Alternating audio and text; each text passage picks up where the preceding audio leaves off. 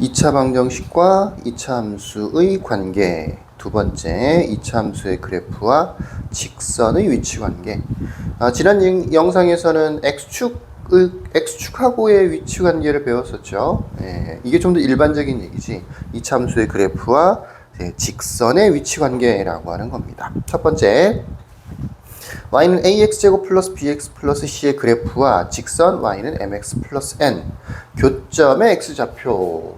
자, 교점이란 말이 나왔죠. y는 ax의 제곱 플러스 bx 플러스 c, 이거 2차 함수고, y는 mx 플러스 n, 요것의 교점이라고 되어 있죠. 교점. 정확하게는 교점의 x좌표라고 되어 있죠. 물론 x좌표만 구해지면 y좌표도 구할 수 있기 때문에 교점이라고 하는 것은 뭐 만나는 점이죠. 만나는 점입니다. 이 교점 앞으로 무수히 많이 구하게 될 텐데, 식이 어쨌든 뭐 꼭 2차 함수 직선 이 관계가 아니더라도 어떤 경우라도 그래프 두 개가 있는데 교점이라는 말이 나와요. 그럼 어떻게 하는 거냐면 연립을 하는 겁니다. 이 교점을 구하는 방법은 연립이라는 거예요. 연립. 배웠죠? 가감법, 뭐 대입법 이런 거 배웠죠? 뭐 예를 들어서 x 플러스 y는 3, 2x 바이 마이너스 y는 5 이렇게 돼 있으면 두 개를 이렇게 더해서 y를 소구하고 3x는 8 이렇게 해서 x는 3분의 8 구하는 거. 요게 가감법 연립 방정식이었었죠?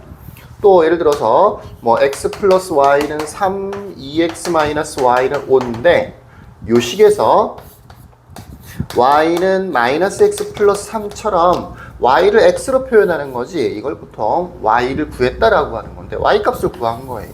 이 구한 걸 이렇게 대입해서 2x 마이너스 x 플러스 3은 5라는 방정식을 만들었어. 이게 대입법이지. 이거는 가감법. 이게 대입법이라고 하는 건데요. 연립은 주로 이렇게 가감법이나 대입법을 사용을 하는데, 우리가 앞으로 하게 될 연립 방정식, 뭐 그런 단어도 있어요. 연립이라고 하는 것은 대체로 차수가 이렇게 달라지는 경우가 종종 생깁니다. 예전처럼 둘 다 1차식으로 되어 있는 게 아니에요. 그러다 보니까 예전에는 가감법을 위주로 해서 보통 연립 방정식을 풀이를 했었지, 그지? 근데 차수가 달라지는 거기 때문에 이 가감법이라는 게 잘 안 쓰인다고요. 주로 대입법을 씁니다. 대입법. 뭐 가감법이라고 생각하고 문제를 풀어도 상관은 없는데 주로 대입법을 이용한다. 교점이라고 하는 것은 어떻게 구하는 거냐? 연립이라고 하는 걸 하는 건데 방법은 주로 대입법이다 라고 이해를 하시면 되겠습니다. 그래서 여기는 요 y 대신에 이 y가 ax제곱 플러스 bx 플러스 c잖아. 그래서 이 y가 요 y랑 똑같은 y일 테니까 여기에다가 이만큼을 대입을 하는 거야. 그러면 ax의 제곱 플러스 bx 플러스 c는 mx 플러스 n이라고 하는 방정식이 하나 만들어져. 당연히 2차 방정식이겠죠. 이걸 한쪽으로 몰아서 정리를 한단 말이야. ax의 제곱 플러스 b 마이너스 mx 플러스 c 마이너스 n은 0이라는 2차 방정식을 만들어 준다고요. 이 2차 방정식을 풀면 x 값이 구해지겠죠. 그죠? 그 값이 바로 뭐가 되는 거라고요? 교점의 x좌표가 되는 거라고요. 위에 있는 x축과의 위치 관계에서는 x축 자체가, x축도 마찬가지예요. x축이라는 것도 y는 0 이렇게 직선이야.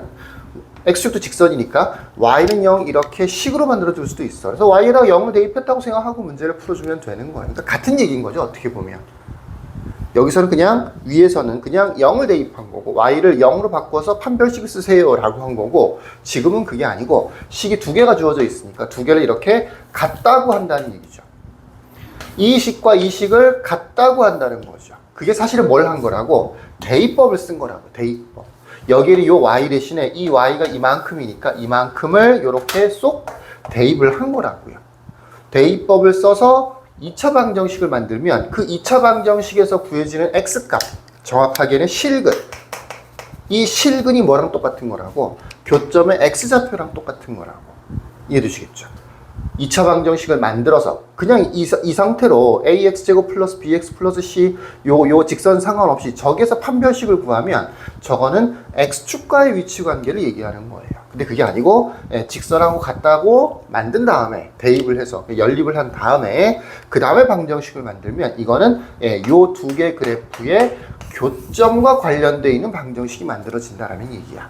이 방정식의 실근이 뭐가 되는 거라고? 이 두 그래프에서는 교점의 x좌표가 되는 거라고. 교점이 되는 건 아니야. 교점의 x좌표가 되는 거야. 만약에 y좌표를 구하고 싶으면 x좌표를 구한 다음에 다시 여기다 대입해주면 y좌표가 구해지겠죠. 다 숫자로 되어 있을 때는 이런 식인 겁니다. 천천히 읽어보면 2차 함수 y는 ax제곱 플러스 bx 플러스 c의 그래프와 직선 y는 mx 플러스 n의 교점의 x좌표는 2차 방정식 양쪽을 같다고 했죠.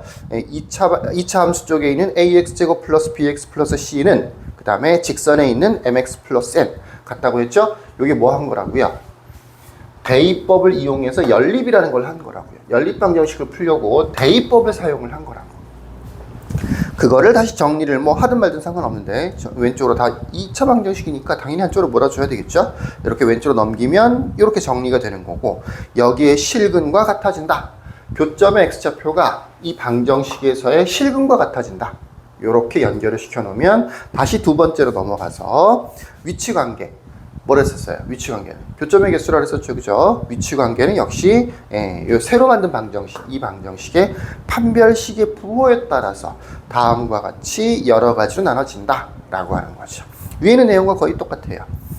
판별식이 0보다 커지면 서로 다른 두 점에서 만나게 되는 거라고. 뭐 2차 함수가 있을 것이고 직선이 있는데 두 점에서 만나게 된다고요.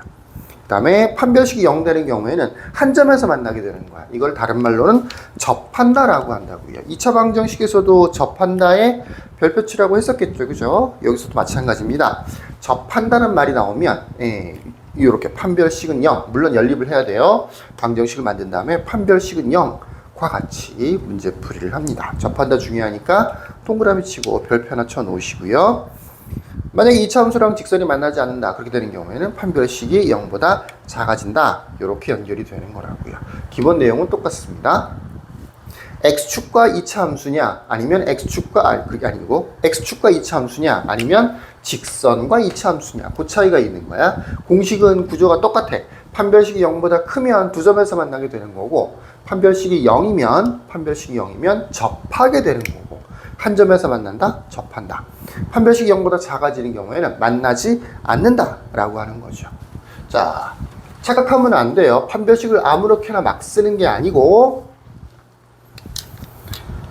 y는 ax의 제곱 플러스 한 번 더 쓰는 거예요. 중요해서 이렇게 실수라기보다는 그냥 잘 뭣도 모르고 막 푸는 거지.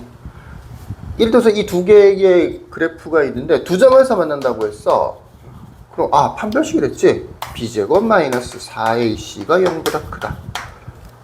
얘만 가지고 판별식을 갖다 써버린다고요. 이게 말이 되냐 이거지. 얘랑 둘 사이의 관계인데 이걸 가지고 판별식을 썼어. 그게 말이 돼? 둘을 어떻게든 간에 연결을 시켜줘야 될 거 아니야. 이렇게 하면 x축하고 두 점에서 만난다는 얘기가 되는 거예요. 이 직선하고는 아무 상관이 없는 풀이라고요. 이건. 그게 아니고 이 두 개를 갖다고 연립을 한다고요. 여기다 한번 썼었죠? 그럼 이제 2차 방정식이 나온단 말이에요. 이거는 이것과 이거 두 개가 합쳐진 식인 거지. 그러니까 둘 사이의 관계가 이 방정식의 관계인 거죠. 이항을 시켜서 판별식이 0보다 크다라고 하면 이게 두 점에서 만나는 거구나가 되는 거죠. 요거는 x축과의 관계, 요거는 두 직선 사이의 관계입니다. 식이 두 개 나왔으면 당연히 두 개를 합쳐줘야 되는 거예요. 두 개를 같다고 해서 문제를 풀어줘야 되는 거예요. 자, 여기까지. 끝.